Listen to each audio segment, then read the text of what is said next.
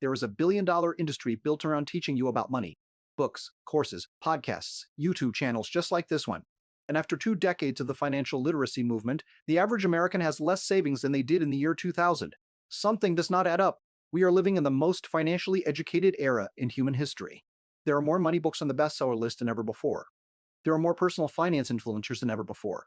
There are apps that track your spending, automate your savings, and invest your spare change. You can learn about index funds, tax optimization, and retirement planning from your couch in your pajamas for free. And yet, 60% of Americans live paycheck to paycheck. The average credit card debt is over $8,000. The average savings account has less than $5,000 in it. The personal savings rate is near historic lows. How is that possible? How can people know more about money than any generation before them and have less of it? That is the question that kept me up at night until I finally understood the answer. And the answer changed everything about how I think about personal finance. My name is Alex, and I spend way too much time studying how money really moves so you can stop losing yours without knowing it. If you are someone who has read the books, watched the videos, and followed the advice but still feels like you are not getting ahead, make sure to hit that subscribe button and give this video a thumbs up if this helps you out. Because today we are going to talk about the biggest lie in personal finance. The idea that if you just learn enough about money, you will be okay. You will not, and I am going to show you why. Let me start with a comparison that is going to make the problem obvious. Imagine you are overweight and you want to get healthy. You read every nutrition book. You watch every fitness video. You understand macros and calories and insulin response and metabolic rate. You can explain the science of weight loss better than most doctors. But you work a 60-hour week. Your office has free donuts every morning. The vending machine is 10 steps from your desk. Your commute is 90 minutes, so you have no time to cook. The only restaurants near your job are fast food. And when you get home at 8 at night, you are so exhausted that the idea of making a salad feels like climbing a mountain. Are you overweight because you lack nutrition knowledge? No, you're overweight because your environment makes being healthy almost impossible, regardless of what you know. The knowledge is not the bottleneck, the system is. Personal finance works exactly the same way. You can know everything about money and still be broke if the environment you live in is designed to extract your money faster than you can protect it. And that is exactly the environment most people live in. Let me show you what I mean. The average American is hit with over 5,000 advertisements per day. 5,000. Each one is engineered by teams of psychologists and data scientists to make you want something you did not want 5 seconds ago. Your phone sends you notifications from shopping apps. Your email is full of sale alerts. Your social media feed is a never-ending stream of people showing you things you do not have. The entire consumer economy is a machine designed to create desire, and you are supposed to defeat that machine with a budgeting spreadsheet. That is not a fair fight. That is like bringing a calculator to a war. The financial literacy industry tells you the problem is that you do not know enough. But the real problem is that knowing is not enough when the forces working against you are this powerful. Let me give you a specific example. Everyone who has watched a personal finance video knows that you should not carry credit card debt at 20% interest. That is basic financial literacy. A 5-year-old could understand that. So why do over 150 million Americans have credit card debt right now? Is it because 150 million people do not understand that 20% interest is bad? Of course not. They know. No. They carry the debt because their rent went up and their paycheck did not. They carry the debt because their kid got sick and the insurance did not cover it. They carry the debt because their car broke down and they needed it to get to work. They carry the debt because the gap between what they earn and what life costs is too small to absorb any shock at all. Knowing that credit card debt is bad does not help when credit card debt is the only thing standing between you and not eating this week. This is the fundamental flaw of the financial literacy movement. It treats money problems as knowledge problems, but most money problems are not knowledge problems, they are math problems, and the math is broken. Here's what I mean by broken math. In 1980, the median household income adjusted for inflation was about $53,000. The median home price was about $93,000. That is a ratio of roughly 1.8. You could buy a house for less than twice your annual income. Today, the median household income is about $74,000. The median home price is over $400,000. That is a ratio of 5.4. Housing costs have tripled relative to income in one generation. No amount of financial literacy fixes that ratio.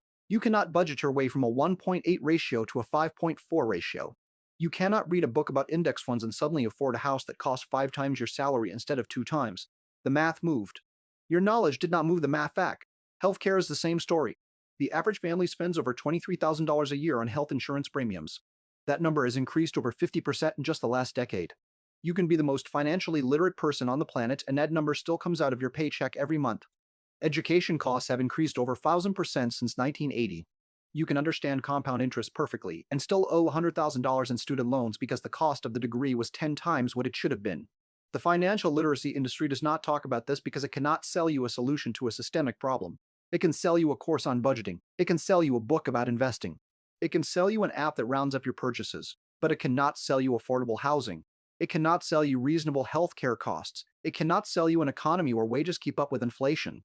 So it sells you the idea that the problem is you, that if you just knew more, tried harder, and downloaded the right app, you would be fine. And here is the cruel irony. The financial literacy industry itself is part of the extraction machine. That investing course costs $497. That financial coaching program costs $2,000. That budgeting app has a premium tier, $12 a month. They're teaching you how to keep your money while taking your money. Some of them provide genuine value. I am not saying they are all scams, but the industry as a whole profits from the idea that your problem is fixable with more information. Because if the problem is actually systemic, there is nothing to sell. Now, I want to be clear about something. I'm not saying financial literacy is useless. It is not.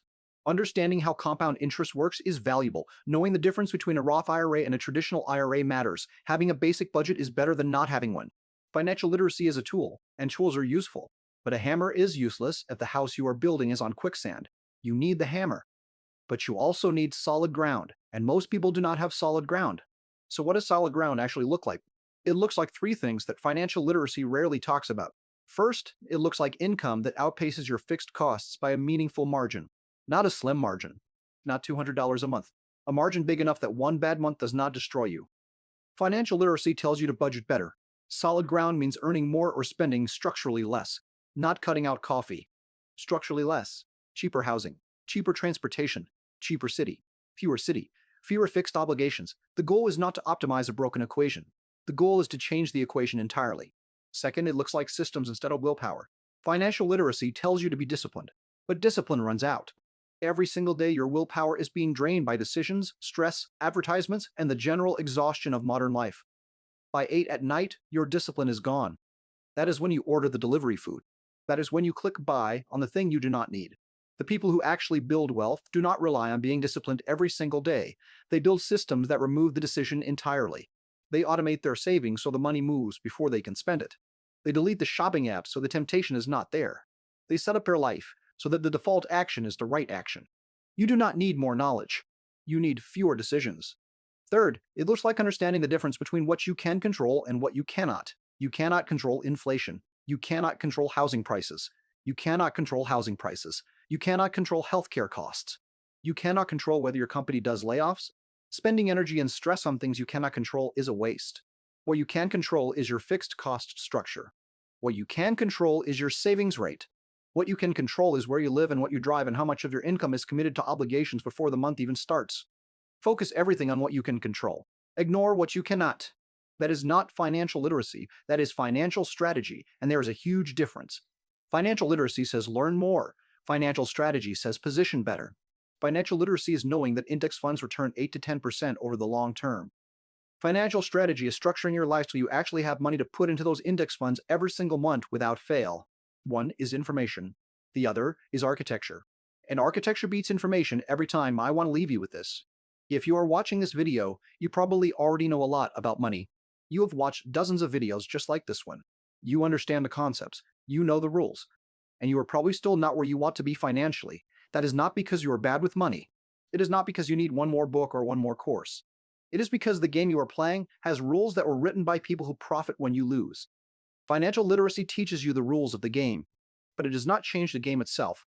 The real move is not to learn the game better. It is to stop playing the parts of the game that are rigged against you. Reduce your fixed costs below what the system expects you to spend. Automate your wealth building so it does not depend on your daily willpower, and spend your energy on increasing your income and your options instead of perfecting your budget for an economy that does not care about your budget. Knowledge is a starting point. It is not a destination. And the sooner you stop treating financial literacy as the answer and start treating it as one small tool in a much bigger fight, the sooner you will actually start getting ahead. If this video hit differently than the usual money advice, drop a comment telling me the one piece of financial advice you followed that still did not fix the problem. I want to hear it. And hit that like button if you are tired of being told the problem is you, and hit that subscribe button because we are going to keep going deeper into the real reasons people stay stuck financially. Thanks for watching, and I will see you in the next one.